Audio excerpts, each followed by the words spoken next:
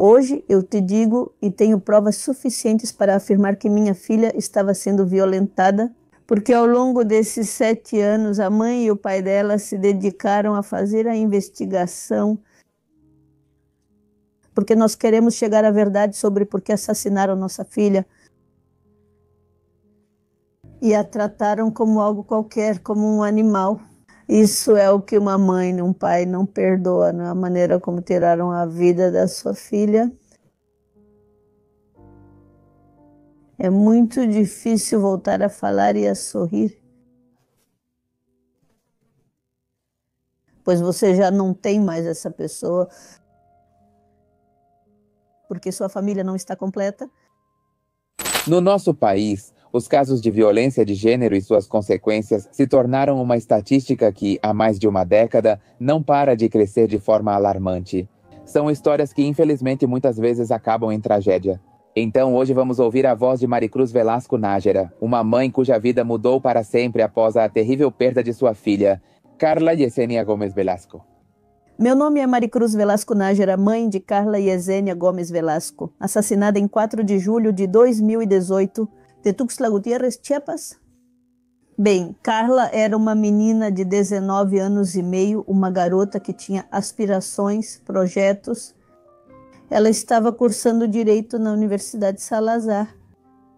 Ela era uma menina alegre, muito sociável, gostava de música, de animais de estimação e, acima de tudo, ela dedicava seu tempo à leitura, lia muito e seu livro favorito era Dom Quixote de La Mancha. Ela estava estudando Direito, pois faltava 1 ano para ela terminar o curso. Um dia ela me disse: "Mãe, vou fazer meu serviço social, preciso que você me apoie." Não sei onde fazer. Então meu marido e eu conversamos e dissemos: "Onde vamos apoiá-la?" Então lembramos que tínhamos um amigo trabalhando no Congresso e realmente ligamos para ele para pedir seu apoio.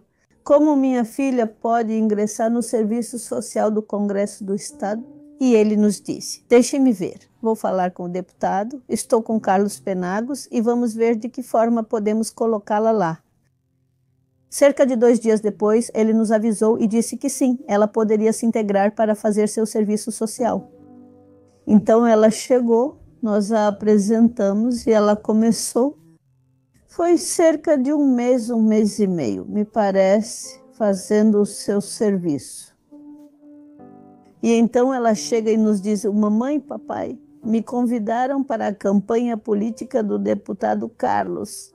Ele vai fazer campanha política para a prefeitura." E lembro que o pai dela disse: "Filha, mas você está estudando, não tem nenhum problema. Disseram que posso seguir estudando e, ao terminar as aulas, me junto. Aqui posso fazer as tarefas e ainda vão me ajudar com as passagens." Então conversei com meu marido e disse: "Mas ela vai descuidar dos estudos." "Não, eu não vou descuidar." Então optamos por sim, tudo bem. Então demos a oportunidade para ela. Ela disse: "No fim, estudo Direito e isso vai me ajudar de algum jeito." "Vai ser útil para mim, mãe. Então é isso." Deixamos que minha filha fosse. Deixamos que minha filha entrasse nessa campanha, que apoiasse. Mas nunca imaginamos que ela encontraria pessoas que tirariam sua vida. Ela continuou. No momento em que chegaram as eleições, o candidato perdeu. Ela ficou triste. Além disso, ela ficou em casa naquele dia. No dia após as eleições, ela ficou em casa. Mas no dia seguinte, ela recebe uma ligação pedindo para que ela compareça à casa de campanha do ex-candidato, porque entregariam o que estava sob sua responsabilidade. Carla era uma jovem com um futuro brilhante. Com a ambição de crescer em sua carreira, decidiu fazer seu serviço social na campanha de um deputado. No entanto, nunca imaginou que essa decisão seria o início do calvário que sua família ainda vive até hoje. Então ela se levantou cedo e quando nós, meu marido e eu, descemos do nosso quarto, vimos que minha filha estava se arrumando. Perguntamos: "Para onde vai?" Me ligaram. Quem? Minha chefe, Laura Vasquez Coutinho. E me disse que eu tenho que ir entregar as coisas que estão sob minha responsabilidade. Meu marido falou: não vá, filha, liga e avisa que não vai. Minha filha disse: não, pai, lembra que sou responsável e se algo acontecer ou faltar, não quero ficar mal vista. Então minha filha foi e entrou na lojinha, porque a gente tinha uma lojinha naquela época. E ela entra, pega o refrigerante dela, das batatinhas dela e sai se despedindo da gente. Nunca imaginamos que aquele dia seria o último dia em que minha filha se despediria, que a beijaríamos e ela iria embora. Naquele dia, meu filho foi ao centro comprar o uniforme do ensino médio e combinamos que minha filha o acompanharia às 14h. Meu filho foi embora. E já estando nesse lugar, na casa de campanha, meu filho me liga e diz: mãe, o que foi? Sua filha não foi comigo porque disse que não pode, então eu vou sozinho. Tudo bem, filho, vai lá fazer isso e agora mesmo eu ligo para sua irmã. Naquele dia eu liguei para ela e disse: o que aconteceu, filha? Não, mãe, é que eu tenho muito trabalho. Ainda não terminei e não pude acompanhar meu irmão. Que horas você termina, filha? Se apresse, já fiz comida. E o pai dela diz: filha, sua mãe fez comida e quero que você venha, porque tenho uma surpresa para você. Ela disse: não sei que horas vou terminar, mas eu vou chegar. Então desligamos e demos um tempo para ela. Ligamos de novo por volta das 6, 7 da noite, porque ela não chegava, não me atendia. Demos mais um tempo, continuamos ligando para ela por volta das 8. E aí quem atendeu o telefone dela foi um colega, supostamente o melhor amigo dela. E ele disse para a gente que Carla não estava bem, que ela tinha ido ao banheiro porque estava muito bêbada, que a tinham levado para uma confraternização onde iam se despedir, porque o trabalho já tinha acabado e iam socializar. Então eu disse para ele: me passa ela. Não, é que ela está no banheiro e eu não posso ir buscar ela. Assim que ela voltar, eu digo para ela te ligar. Então ele desligou e, como não demorou, meia hora depois ligo várias vezes, ela não atende. Depois ela me diz novamente: ela não está bem? E ainda pergunto: onde vocês estão? Estamos na palapa da minha mãe? Então agora vamos com meu marido? Ela me diz: olha, já vão pagar a conta. Não venha, porque pode acontecer de você chegar e a gente sair. A gente vai se cruzar. Eu não vou te dizer que minha filha não bebia. Ela bebia sim. Bebia 1, 2 cervejinhas, se muito. Em uma reunião que é no Dia das Mães, no meu aniversário, no aniversário do pai dela. Mas até aí. Nesse dia, minha filha foi embriagada. Ela bebeu álcool demais. Tanto que ela não conseguiu sair daquele lugar com as próprias pernas. Ela foi carregada para fora. Pelo lugar onde ela estava, ela era a prioridade, não pela forma como estava vulnerável, era a primeira que precisavam levar para casa. O lugar onde fica a palapa da minha mãe, onde nós moramos, é mais perto. Então, todas as investigações que foram realizadas, todas essas foram feitas. Todo esse trajeto do restaurante até a minha casa era curto. Mas o que eles fizeram? Eles a levaram para aquele carro onde estava o assassino da minha filha, seus 2 cúmplices com as irmãs e o amigo. Bem, ele não entrou lá, aquele que atendia minhas ligações, porque supostamente ele não entrou no carro.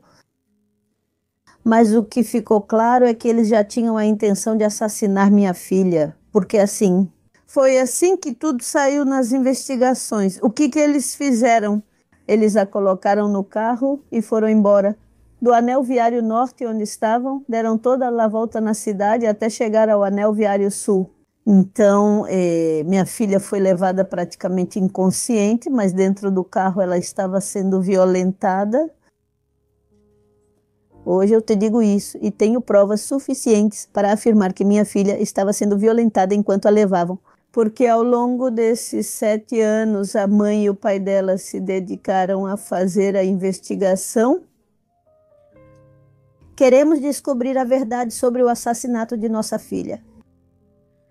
7 longos anos nos levou para conseguir descobrir o porquê. Tirar a vida de uma garota com planos para o futuro. Ela tinha o sonho de ser advogada, de ajudar outras pessoas, principalmente mulheres que foram vítimas de violência, mulheres que sofrem o que hoje justamente a mãe dela está fazendo por ela.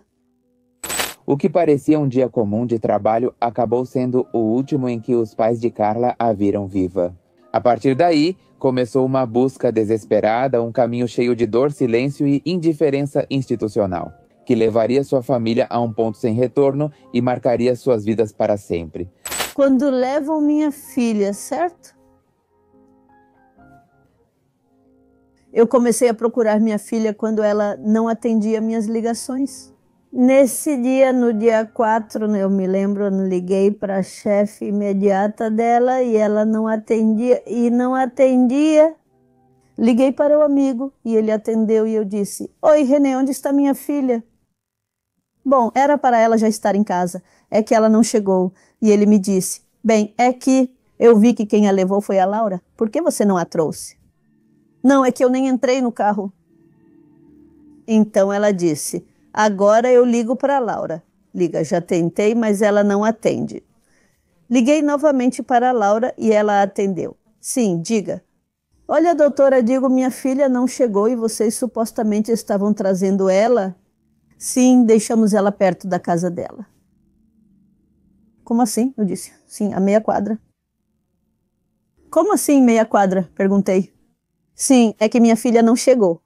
"Ah, então procure por ela, porque ela deve ter ficado com algum vizinho ou alguma vizinha, ou então veja embaixo da escada." Quer dizer, tratando minha filha como se fosse qualquer coisa. Então ela desligou. Eu insisto de novo e digo, ao descansar ela ela atende e digo: "Minha filha não chega, doutora. Onde ela está?" "Senhora, procure por ela. Nós a deixamos a uma quadra da sua casa. Agora ela mudou de meia quadra para uma quadra." Eu disse: "Estou falando, minha filha não chegou. Procure por ela. Deve estar com algum vizinho." Minha filha não faz isso normalmente. E além disso, o telefone dela está na caixa postal e ela nunca deixa o telefone ficar na caixa postal. "Então procure por ela, eu não sei de nada." E desligou na minha cara.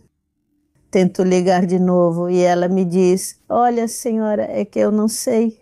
Aí deixamos ela a 1,5 quarteirão da casa dela. "Olha, primeiro você me disse que era meio quarteirão, depois 1 quarteirão e depois 1,5 quarteirão. Vocês não poderiam tê-la levado só meio quarteirão, como disse no início, porque o carro não entra lá e você já sabe disso. O máximo que o carro chega é até 1,5 quarteirão, como você acabou de me dizer agora. Então tem algo que não está batendo para mim. Mas é que, olha, se aconteceu alguma coisa com a minha filha, eu responsabilizo você e aconteça o que acontecer, não me ameace." Foi o que ela disse. Quando ela estava me ligando, ela já sabia o que tinha acontecido com a minha filha e escondeu isso de mim. Ela desligou e eu disse para o meu marido: "A menina não aparece." E meu marido disse: "Calma, vamos ver o que fazemos." Mas ele fazia isso para me acalmar, porque ele também estava arrasado. Embora ele não demonstrasse, tinha algo que me dizia que ele realmente estava mal. Ele pega e me diz: "Vou buscar. Eu tenho um sobrinho que joga futebol. E vou buscá-lo para que ele vá ao jogo dele." Era a final naquele dia. Bom, eram 4 da tarde. Ele foi. "Vamos buscá-lo. Vou ficar aqui esperando minha filha." Isso era por volta do meio-dia, eu acho. E ele foi buscar o menino. Eles voltam e descem para o campo. "Vamos." "Não, vou esperar minha filha." Então chega uma tia com sua filha. "Minha filha, o que foi?" "É que, olha, tia, minha filha não aparece, isso e aquilo." "Vamos para o campo um pouquinho." Então eu disse: "Tá bom," mas fui de má vontade. Então, quando cheguei lá, uma das senhoras, cujo marido é policial, me disse: "O que foi, dona Maria?" "O que acontece é isso, não digam nada." "Não quero que isso se espalhe, não sei o que está acontecendo, mas minha filha sumiu." Ela perguntou: "Como ela estava vestida?" "Ela estava vestida assim," eu disse. "Você a viu?" "Não, só perguntei." Mas nesse momento recebi uma ligação no meu telefone. Já estávamos no campo. E eu digo para o meu marido: "Sabe de uma coisa? É essa mulher." Eu disse: "Não vou atender, atende você." Era a tal da Laura. Ela estava me ligando. Então meu marido ligou para ela e para o meu marido. Ela estava dizendo que realmente não tinham levado minha filha para casa, porque ela já sabia que tinham levado ela para Francisco I Madeiro, a irmã dela e o namorado da irmã. Então, ela, sabe de uma coisa? Combine com Dona Maricruz, vão ao centro, formem um grupo e procurem por ela.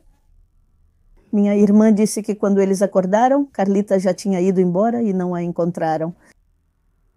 Então, quando meu marido desligou, o marido da senhora que é policial já ligou para ele e ele diz: compadres, é que nós encontramos uma menina. Ele responde: como assim? Sim, olha, aqui está a foto. E mostraram a foto para o meu marido. Não, não é, ele disse. Então meu marido se vira e me chama: olha, vem cá. O quê? Olha, esse aqui, o companheiro. Ele disse que encontraram uma menina. Onde? Na Francisco I Madeiro. Sim, mas sabe de uma coisa? É que também a doutora Laura me disse que levaram a menina para Francisco I Madeiro. Onde está a foto? Então eu disse: me mostra a foto. E ela foi me mostrando a foto e eu fui olhando. É minha filha. E meu marido me disse: não é. Sim, é minha filha. Quando eu a vi, porque realmente ela estava muito mal na foto, achei que iam me falar que ela estava muito mal no hospital. Na verdade, eu esperava que me dissessem isso. Quando vejo a foto, eu digo: onde ela está? Me diga onde ela está. E ela fica me olhando. Ela me fala: ela está no Instituto Médico Legal. Quando ela me falou a palavra Instituto Médico Legal, minha visão escureceu. Fiquei surda, só senti que estava no ar. Não sabia, já não sabia, já não sabia. Se você me perguntar onde fica o Instituto Médico Legal, eu nem sei onde fica o Instituto Médico Legal. Eu só sei que cheguei lá. Até nisso, quando cheguei para ver se me deixavam entrar para ver o corpo da minha filha, não me permitiram. Precisei fazer um escândalo e até ameaçaram me sedar para eu me acalmar. Disse que não, que tinha direito e precisava ver minha filha. Foi assim que encontramos minha filha, dessa forma. Se não fosse assim, não teríamos encontrado ela. Teríamos procurado e não teríamos achado, porque era isso que eles queriam. Então, foi assim que soubemos que minha filha estava sem vida. Foi um processo muito difícil. Naquele momento, você se perde, tudo some da sua mente, você nem sabe quem é naquele momento. Então, quando chegamos para vê-la e nos mostraram pelo monitor de um computador, vimos que era minha filha. Acredite, eu tenho o rosto da minha filha na memória, como se ela estivesse dormindo com um sorriso, ao ver que era minha filhinha que estava ali. Eu não desabei, mas meu marido sim. A única coisa que eu queria era vê-la, abraçá-la. Sim, consegui entrar para vê-la, é verdade. Examinei minha filha, abracei-a, beijei-a, porque eu juro que queria estar com ela naquele momento. Eu queria ficar com ela naquele momento. É muito difícil entrar e ver, encontrar sua filha em uma mesa de cimento, em um saco, que a tem como desconhecida, né? Porque foi assim que a encontraram na rua, como desconhecida, quando na verdade tinham tirado a vida dela e sabiam quem ela era. E a trataram como se fosse apenas um animal. E isso é o que uma mãe e um pai não perdoam, a maneira como tiraram a vida da sua filha.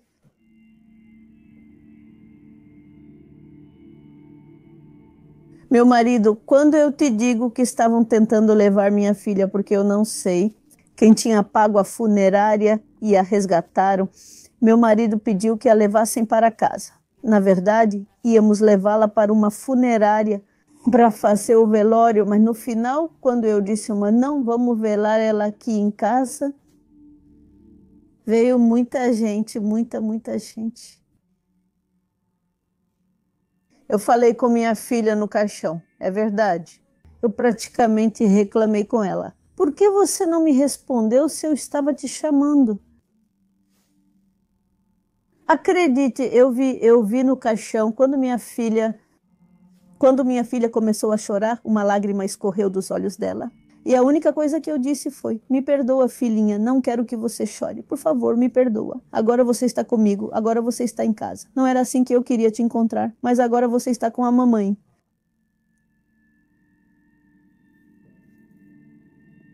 Isso é o que eu carrego comigo hoje. O que eu lembro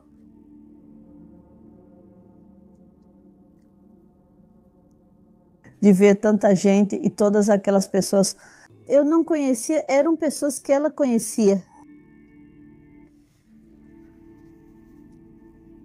E ouvir as demonstrações de carinho e tudo o que ela tinha feito por todas aquelas pessoas me surpreendeu. Porque, apesar da pouca idade, ela conhecia muita gente e tinha ajudado muita gente.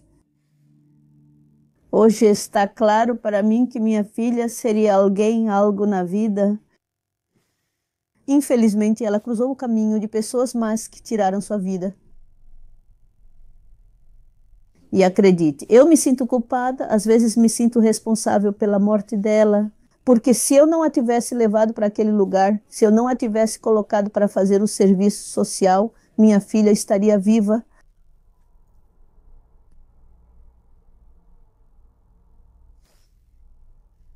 É isso que eu me culpo.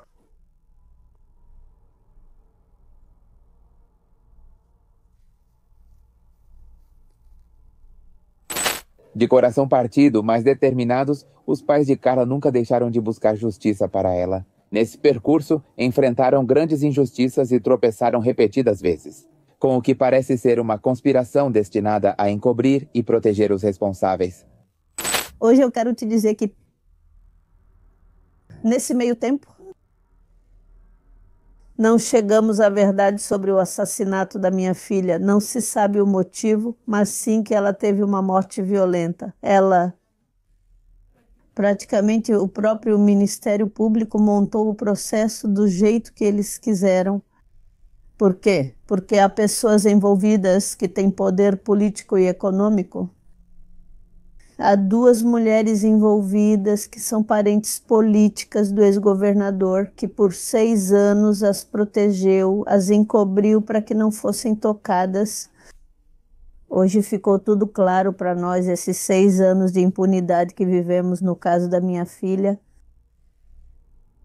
Carlita apareceu morta na rua, ela foi espancada, foi estuprada. E para que nós acreditássemos que ela tinha caído do carro sem querer, passaram um carro por cima dela. E isso é só o que a promotoria em algum momento nos contou, mas não é verdade. Nós, como pais da Carla, vimos que minha filha ela estava machucada, até mesmo quando vimos as fotos. Ela estava com a calça com o zíper aberto, só tinha uma mancha, sem sapatos. A blusa estava toda do avesso. A gola estava na cintura. O sutiã só colocaram por cima dela. Como puderam me dizer que minha filha tinha caído do carro? Quando eu tinha todas as evidências de que ela sofreu violência sexual e foi agredida, ela perdeu 2 unhas. Ela lutou pela vida dela.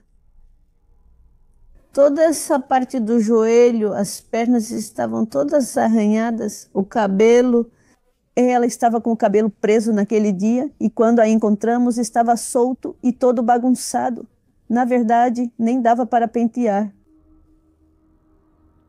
O que eu digo é, naquele momento começou o meu calvário. Quando eu encontrei minha filha no Instituto Médico Legal, porque eu examinei o corpo da minha filha e vi os hematomas que ela tinha, vi toda a agressão que ela sofreu. E algo que me parece muito estranho é que os próprios, no mesmo Instituto Médico Legal, onde eu estava vendo o corpo da minha filha, não me permitiam ver o corpo. Não queriam me entregar porque já tinham contratado uma funerária que ia levar o corpo da minha filha. Quando nós, os pais, não tínhamos contratado ninguém. A ordem era que levassem minha filha naquele caixão e a cremassem, sendo que nós não tínhamos autorizado nada.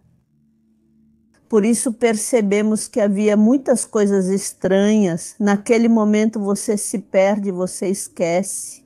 A única coisa que fiz foi sair correndo dali e me jogar no desvio.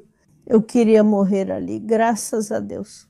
Naquele momento, meu filho chegou e conseguiu me segurar e me disse: "Mãe, você não pode se matar. Precisamos ver minha irmã, estou aqui." Mas no momento em que tiram uma filha ou um filho de você, você enlouquece, se perde, perde o controle. Você não sabe nem o que está fazendo, nem o que está dizendo. Só sei que tiraram minha filha de mim. E, se for verdade, eu me esqueci daquele momento com meu filho. Destruíram minha vida, destruíram minha família. Desde então, entendi que precisava lutar para fazer justiça pela minha filha. Naquele momento, meu marido percebeu o que iam fazer com minha filha e com a ajuda de um primo que era advogado, mas agora ele já não está mais entre nós, ele já faleceu. Conseguimos evitar que levassem o corpo da minha filha. Assim, resgataram o corpo e pudemos levá-lo, e conseguimos levá-lo até a nossa casa. Foi aí que percebemos que o que estava acontecendo não era certo, então tudo já estava armado. O que fizemos depois de velarmos nossa filha e depois de enterrá-la? Eu não conseguia acreditar que estava enterrando minha filha. E acredita, meu marido e eu, todos os dias íamos até a promotoria e perguntávamos o que estava acontecendo, queríamos saber. E como sempre, com aquela expressão, aquele maldito promotor sempre tirava sarro da nossa cara, ele nos enrolava.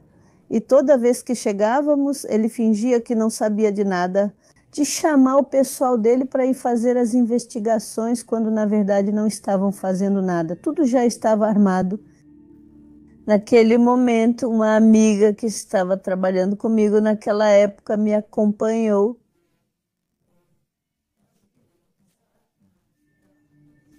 A política se aproximou de nós, supostamente nos deu apoio e nos apresentou a uma advogada ativista, que foi quem conduziu o nosso processo, por 7 ou 8 meses, me parece. Ela nos abandonou justamente porque também vendeu o caso da minha filha. Praticamente nos deixaram sozinhos. Hoje, depois do assassinato da minha filha, no dia 4 de julho, no dia 24, tivemos a primeira audiência e isso só aconteceu porque no dia 23 de manhã, meu marido e eu decidimos fazer uma coletiva de imprensa onde tínhamos que explicar o motivo. Os assassinos da nossa filha tinham fugido. Se já havíamos apontado na época quem foram os que participaram e o Ministério Público não fez nada.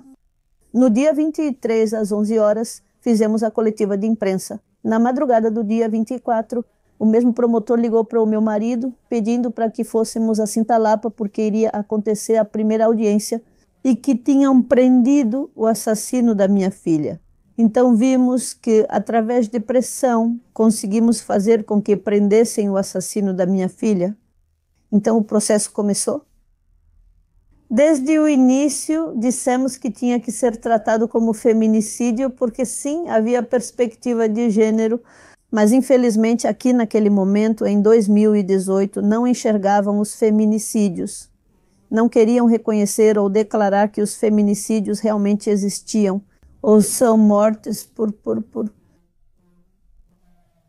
como se diz, que é quando seu parceiro te mata, ou dizem que foi suicídio, ou que foram acidentes, mas nunca querem admitir que é um feminicídio, porque não querem declarar isso. Naquele momento, quando Rutilio Escandon assumiu o cargo, ele não quis admitir que existiam feminicídios, porque eles já sabiam de antemão que, se declarassem esse alerta, sabiam que existe um fundo que limitava o acesso deles ao Estado. Essas investigações fomos nós que fizemos. Por isso o governo, na época, não quis admitir que havia feminicídios em Chiapas, porque supostamente isso faria com que cortassem o orçamento deles.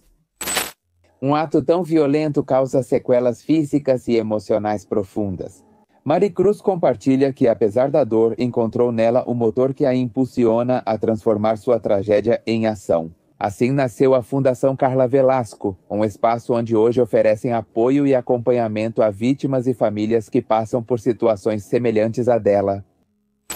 Mas aqui é evidente que desde o início não é só com o caso da minha filha. Naquele momento, além da minha filha, outras 2 meninas foram assassinadas. Foram 3 no mesmo mês. E os alertas estavam lá, mas ninguém se pronunciava. Então, naquele dia, nós decidimos fazer uma marcha, fazer conferências, fazer praticamente tudo o que conseguimos e aprendemos a fazer através dessa dor. Nós tivemos que fazer com meu marido. Empreendemos uma caravana desde Chiapas até a Cidade do México, passando de estado em estado, para evidenciar que sim, existem feminicídios. E é a isso que nós temos nos dedicado atualmente. Já se passaram 7 anos, porque quando tudo isso aconteceu com a gente já não queria mais viver, não tínhamos vontade de nada. Um dia meu marido me disse: "Ei, e se a gente criasse uma fundação? E colocamos o nome da nossa filha? Pelo menos vamos levantar o nome dela e lembrá-la todos os dias." Acredita em mim que naquele momento, quando meu marido me disse, eu falei: "Sim, você tem razão. Isso vai ser o nosso. Isso vai ser o nosso motivo." Então nós vamos mandar fazer uma faixa e fizemos, porque nasceu a Fundação Carla Velasco, Famílias Vítimas de Feminicídio. E mandamos fazer essa faixa. Não a protocolamos, porque estávamos totalmente dedicados a buscar justiça e não temos os meios para fazer isso. Então isso foi o que nos impulsionou a criar a fundação e vimos que essa era a nossa força. Acredite, você se levanta todos os dias, sai da sua cama e vê que Carla já não existe, Carla não está mais aqui. Mas, ao descer do nosso quarto, descemos para a sala e vemos a faixa ali que diz Fundação Carla Velasco e, poxa, é que temos coisas para fazer hoje. E isso nos impulsionava a seguir em frente. Acredite, eu praticamente tive 2 tentativas de me matar, porque eu já não aguentava mais a dor. Porque como mãe, carregar sua filha por 9 meses no ventre, cuidar dela desde pequena, e chegar aos 19 anos e meio, uma garota alegre, que não estava nem doente. Um dia ela sai e me devolvem ela em um caixão. É o pior que pode acontecer na vida. Acredita em mim que se hoje estou aqui de pé, é porque ao longo desse caminho encontrei companheiras que passaram pelo mesmo que eu. Consegui abraçá-las, conversar e acompanhá-las durante todo esse processo. Acredite em mim. Se não tivéssemos feito essa lona com essa fundação, acho que não estaríamos aqui, não existiríamos. A verdade é algo muito, muito duro, muito difícil nessa situação em que vivemos. Mas também nos ensinou e aprendemos ao longo desses 7 anos. Somos nós que fazemos as investigações. Somos nós que às vezes revisamos todo o processo e percebemos todas as omissões que foram cometidas em cada inquérito. No caso da minha filha, foi isso que aconteceu. Longos 7 anos. Naquele momento começou a pandemia, foram adiando para nós. Mas acredite, quando chegamos às audiências, na primeira audiência, quando iam vincular ao processo, fomos atendidas por uma juíza primeiro, onde passaram. Até mesmo o pai do atual acusado declarou que tinha tirado o celular da minha filha e tinha ido vendê-lo por droga, sem pesos de droga e sem em dinheiro. Então, o pai do assassino da minha filha também tinha uma responsabilidade. Mas esse juiz, não sei se ficou doente na audiência seguinte, ele tinha que seguir com o processo, mas chega outro juiz e assume o lugar dele, e por isso cancelaram a nossa primeira audiência. Então remarcaram, e o pai, nessa primeira, na outra remarcação, eles já não chamam o pai desse homem, e isso o deixa fora disso. Então também há uma responsabilidade que ele cometeu. Ali os juízes, a promotoria não contestaram, levaram como homicídio doloso, e dizíamos que o que queríamos era que o crime fosse reclassificado como feminicídio, mas eles não fizeram isso. Eles ficavam enrolando a gente. Estávamos sendo enganadas pela própria promotoria. Durante todo esse tempo em que o processo avançava, minha advogada um dia mandou avisar que não a procurássemos mais, porque ela não poderia mais nos acompanhar. Quando soubemos, ela já tinha um cargo no governo do estado, era a representante de gênero aqui do estado. Falei para o meu marido, já era para nós. Ela vendeu o processo da nossa filha e, de fato, foi aí que aproveitaram para nos prejudicar com esse processo.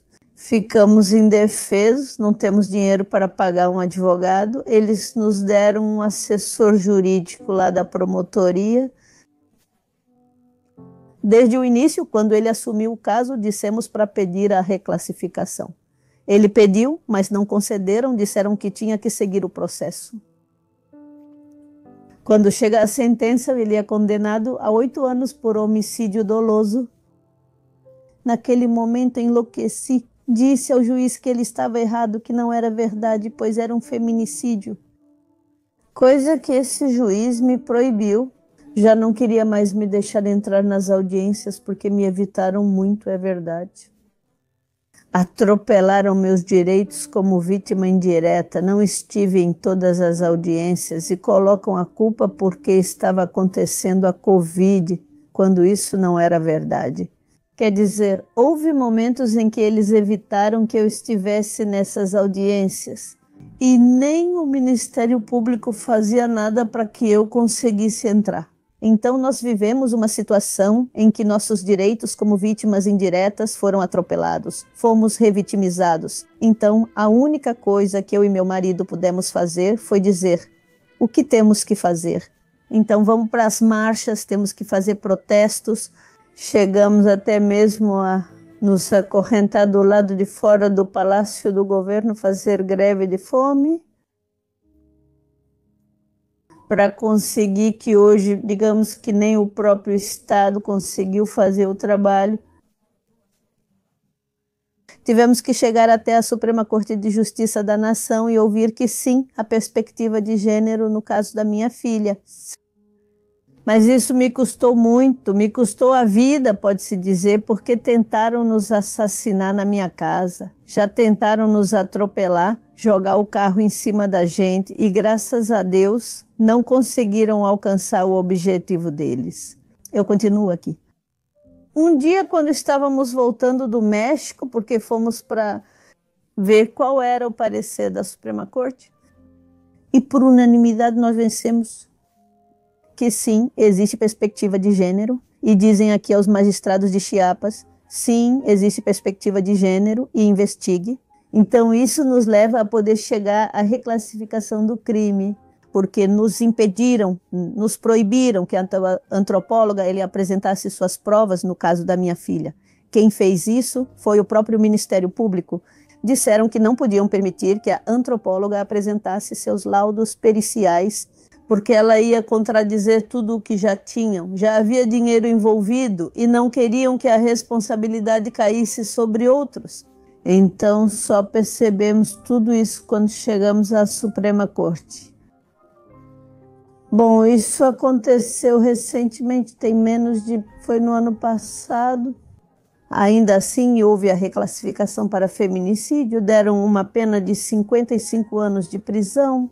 É isso que vivemos hoje? Já está concluindo, mas não termina aí. Após anos de luta, Maricruz finalmente obteve justiça para sua filha. No entanto, mesmo com essa vitória, permanece uma pergunta que a acompanha e atormenta todos os dias, que é: por que isso aconteceu com Carla? O feminicídio da minha filha? Sim, é verdade, consegui que fosse feita justiça, mas ainda não cheguei à verdade. Eu não sei o motivo. Por que tiraram a vida da minha filha? Sei que essas duas mulheres que estão soltas sabem muito porque tentaram me intimidar pelas redes sociais. Desde o início disseram que eu tinha recebido 6 milhões de pesos. Então hoje quero acreditar que minha filha viu, soube de algo e por isso a assassinaram. E esse dinheiro que dizem é o dinheiro que elas receberam, então pela morte da minha filha.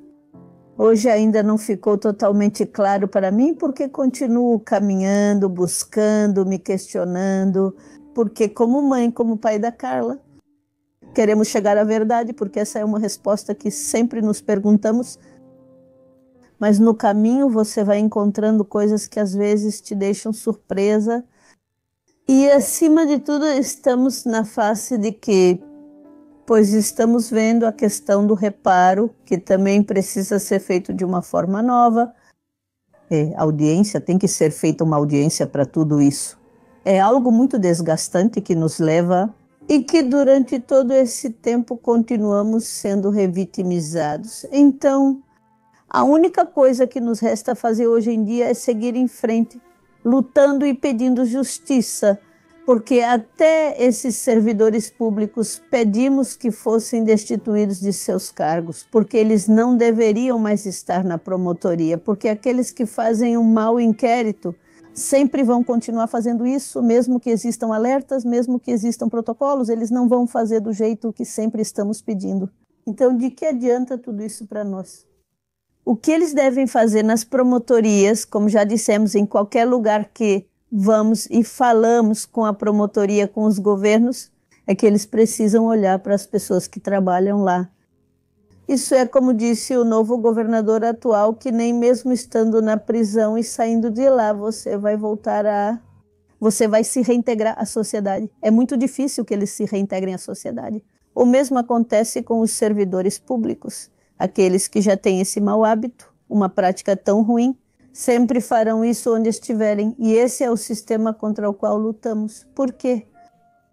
Porque se eles fizessem um bom inquérito, se desde os peritos todos os laudos fossem feitos corretamente, acho que isso evitaria muita coisa para as famílias fazerem e alcançar o que conseguimos. Porque a necessidade de buscar justiça nos trouxe e nos ensinou a estar onde estamos. Senão não conseguimos nada. Bem, a fundação, quando é criada, começamos a caminhar e a mostrar nossa lona nas conferências. Então as pessoas foram percebendo, mais famílias começaram a se juntar. Quando havia um feminicídio, as famílias iam e davam apoio, levantávamos a voz. A Fundação enfrenta muitos temas atualmente. Traz o que é a violência contra a mulher, a tentativa de feminicídio, porque é aí que estamos erradas. Quando uma mulher sofre violência feminicida, quando é violentada pelo seu parceiro, acredito que deveria ser ouvida e montado um bom inquérito justamente para evitar um feminicídio. Mas, infelizmente, às vezes as autoridades não enxergam dessa forma. Encontramos várias companheiras que estão sofrendo abuso sexual ou até mesmo seus filhos e filhas foram abusados. Então, temos acompanhado todas essas situações. Você vai encontrando pelo caminho todo tipo de situação. Famílias que tiveram seus filhos desaparecidos. Então, nós vemos todas as necessidades que vamos encontrando pelo caminho. A Fundação Carla Velasco, que hoje chamamos de Famílias Vítimas de Feminicídio, Homicídio e Tentativa de Feminicídio, que damos o acompanhamento, que as famílias se sintam acolhidas por nós, porque aqui somos uma só família. Porque somos nós, as famílias, que temos a necessidade e sabemos o que queremos e até onde chegaremos. Por quê? porque encontramos muitos obstáculos pelo caminho que, através das redes sociais, de uma marcha ou de um protesto, podemos superar, que olhem para nós, porque sozinhos não vamos conseguir. Infelizmente, precisamos nos unir. Agora sim, criar redes entre famílias que estão passando por esse tipo de violência, esse tipo de tragédia, porque mesmo sendo sobreviventes de feminicídio, ainda podemos contar algo. Mas quando você enterra uma filha, você fica em uma escuridão, ainda mais quando não sabe por que tiraram a vida da sua filha ou filho. Você se fecha ainda mais e é algo que não te permite seguir em frente, não te permite entender, não te permite decifrar. Ou seja, você fica com essa dúvida. Porque o que aconteceu? Ou seja, há muitas coisas que ficam inconclusas, que não foi possível resolver.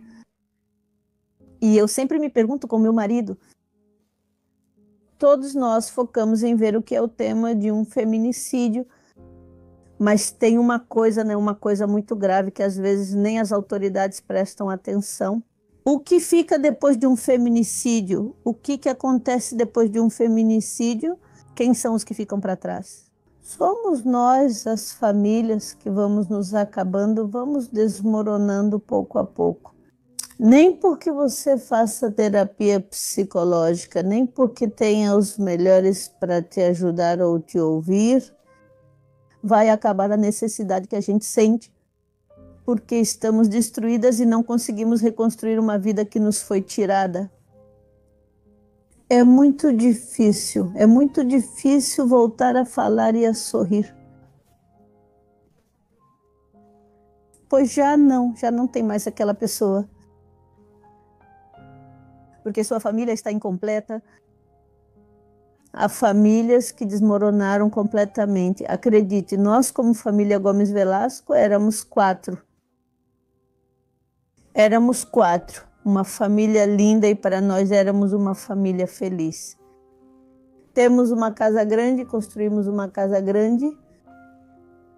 Acredite, essa casa para nós, mesmo estando nós 4, para nós era pequena, mas éramos felizes. Mas quando tiraram minha filha de mim, aquela casa ficou vazia. Hoje eu a vejo enorme. Meu filho não está mais comigo, ele se foi. Então, meu marido e eu ficamos sozinhos. Hoje vemos aquela casa enorme. Acredite, é muito difícil dizer. Às vezes, meu marido e eu conversamos sobre o que vamos fazer. Acredite, eu já cheguei a pensar. Às vezes eu digo para ele, não sei se às vezes a gente fala por loucura ou pela necessidade que a gente sente. Às vezes eu digo, sabe de uma coisa? Estou com vontade de estudar. Vou terminar uma faculdade e vou estudar direito. Foi o que minha filha quis e farei isso. Porque há muita necessidade. Necessidade de apoiar as companheiras, os companheiros que hoje estão vivendo o que nós estamos vivendo. Hoje o que queremos é tornar as coisas mais fáceis para eles, que não passem e que não vivam o que nós vivemos. Hoje sabemos que esse caminho é longo, é difícil, é um processo que não vai acabar. Você vai continuar, mas temos que sobreviver e suportar.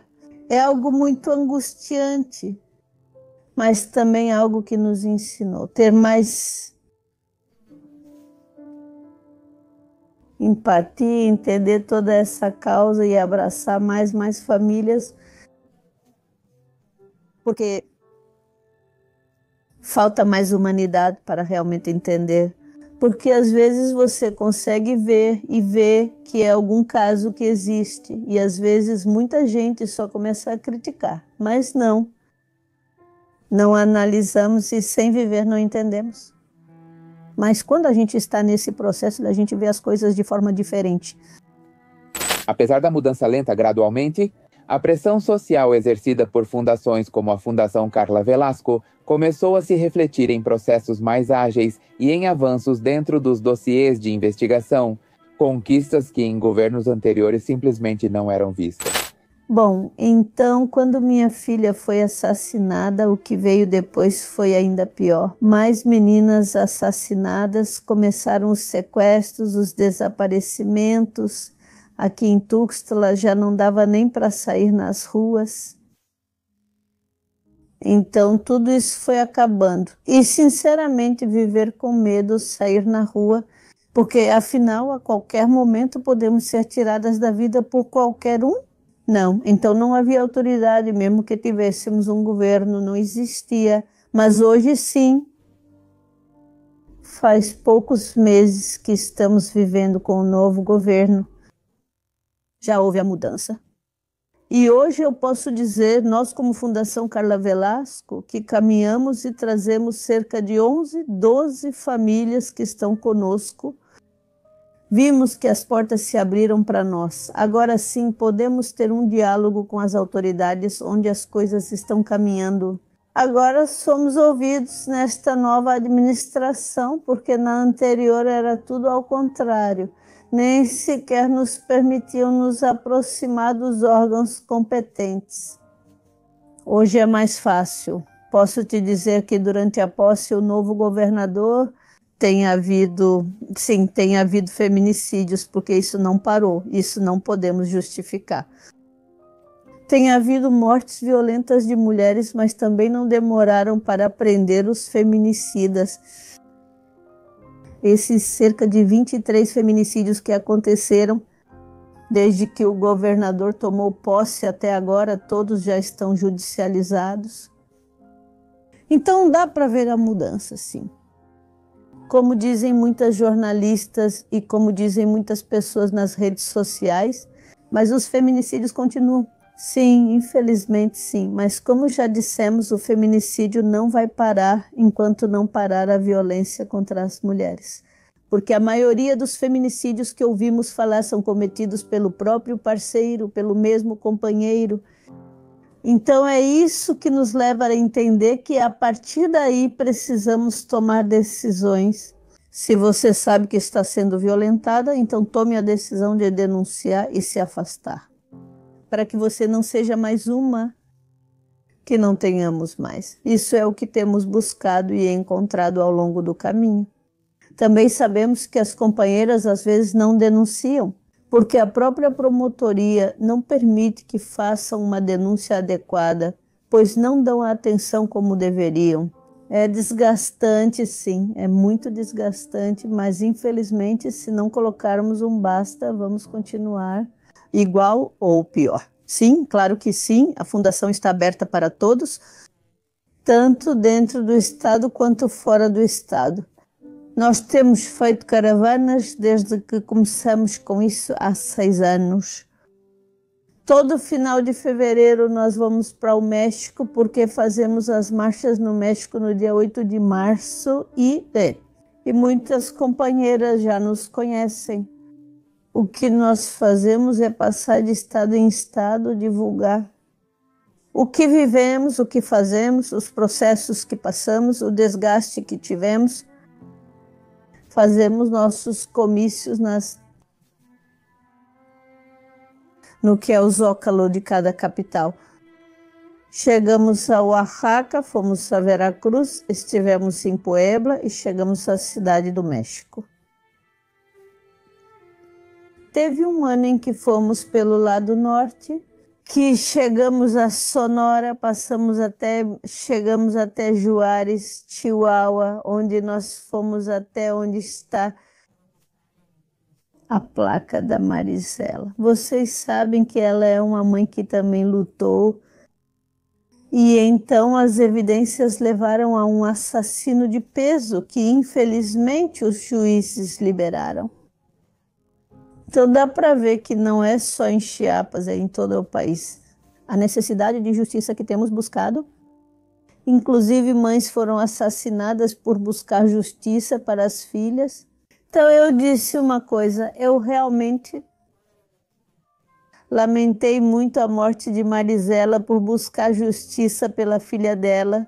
E eu disse, eu quero sim ser uma Marisela buscando justiça, mas também não quero ser uma Marisela assassinada como assassinaram ela. Então, por isso, às vezes, eu convido todas aquelas famílias que estão passando por essa necessidade. Não fiquemos calados, usemos essas redes, vamos nos unir, porque quanto mais formos, mais força teremos e seremos mais ouvidas. E também vamos proteger umas às outras, porque é necessário dizer o que está acontecendo e o que estamos vivendo. Sozinhas, sozinhos não vamos conseguir. Infelizmente, precisamos estar em grupos para poder alcançar e exigir justiça. A Fundação tem 2 páginas, 3 páginas, Fundação Carla Velasco, Cruz Vela e Famílias Vítimas. Temos um número de telefone que é 961-197-5346. Nesse telefone podem nos contatar ou, se não, também pelo Messenger, que está aberto para que entrem em contato conosco. Lá estamos disponíveis 24 horas por dia. Ficar atenta a tudo o que acontece. E então, a única coisa que fazemos quando vemos e ouvimos algo que está acontecendo no nosso estado ou em outro estado é nos manifestar a favor das vítimas, que escutem, que tenham sororidade. Acreditem, perder uma filha não é fácil, ser uma família vítima é muito difícil. Porque nos veem como estranhas, nos veem como nos chamam de loucas, mas sim, estamos loucas, mas de dor. E tudo o que queremos é buscar justiça. Por favor, peço a todos vocês que tenham empatia por esses assuntos, porque é muito difícil, de verdade, é muito difícil reconstruir uma vida que nos foi tirada. Atualmente, a senhora Maricruz segue trabalhando com sua fundação para oferecer apoio a pessoas que, assim como ela, enfrentam uma situação tão dolorosa. Se você chegou até este ponto do vídeo, seria de grande ajuda se você se inscrevesse no canal. Falta relativamente pouco para chegarmos a 1 milhão de inscritos. E também, se você foi vítima de alguma injustiça como a que você ouviu hoje, pode me procurar e, se quiser, pode participar em um vídeo. Você pode me escrever no e-mail, que é o e-mail @ppmistério.com.itx, no Facebook como Pepe Mistério e no Instagram como Pepe Mistério México ou Pepe Mistério Documentários.